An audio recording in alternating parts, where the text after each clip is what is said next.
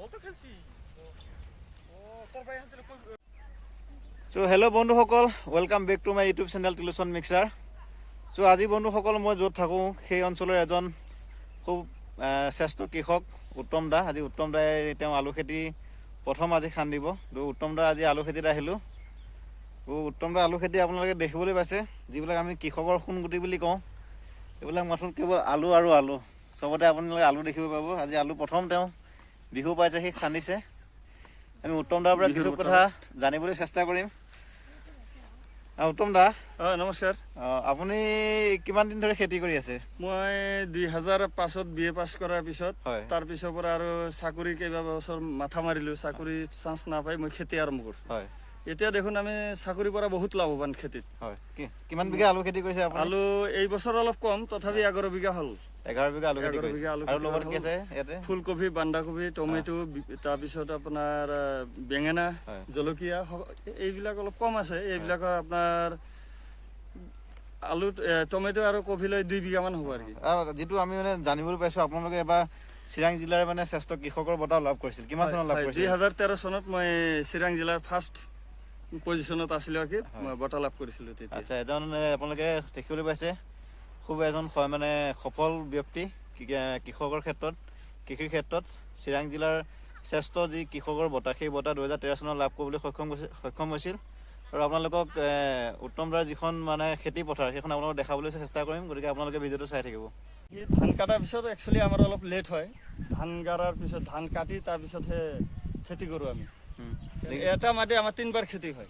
3বাৰ খেতি হয়। প্ৰথমত শালি ধান চপোৱাৰ পিছত এই চব্জি খেতি, শাক পাচলি কৰিলোঁ, তাৰপিছত আকৌ বড়ো ধান। এইখিনি বিলাহী কৰিছে নে? বিলাহীখিনি কৰিছোঁ। কি কি আছে আৰু? বেঙেনা আছে সন্মুখত, তাৰপিছত ব্ৰকলি আছে। মানে এখন আপোনাৰ ইণ্টিগ্ৰেটেড ফাৰ্ম?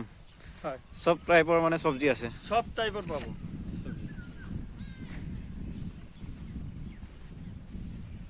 এই বেঙেনা খেতি। বেঙেনা আধা কিমান হ'ব এইখিনি? কিমান? আধা বিঘা বেছি হ'ব এইখিনি। ফুল আহিছে আৰু? ফুল আহিছে।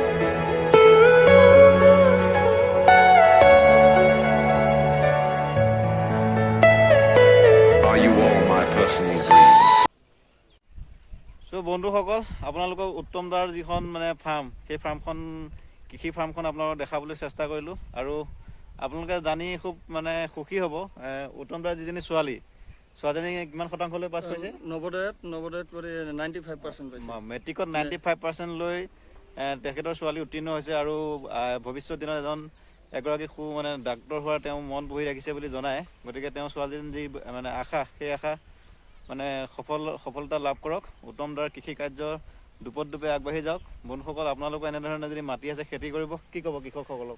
কৃষকসকলক মই বেকাৰ বহি নাথাকি যদি মাটি আছে খেতি কৰক। খেতি কৰিলে চাকৰি মাথা মাৰিব নালাগে। আমাৰ অসমত যথেষ্ট পৰিমাণৰ মাটি আছে, সকলোৱে খেতি কৰক। এইখিনি আমি কৃষকৰ ওপৰত আশা ৰাখোঁ, যাতে আমি নিজে স্বাৱলম্বী হ'ব পাৰোঁ। এয়া খুব সুন্দৰ কথা কৈছে, নিজে স্বাৱলম্বী হোৱাটো অতি ডাঙৰ কথা। যদি মাটি আছে আপোনালোকে খেতি কৰক। আজিলৈ ভিডিঅ'টো ইমানেই। যদি ভাল লাগিলে চাই লাইক আৰু ছাবস্ক্ৰাইব কৰি দিব মোৰ চেনেলটো।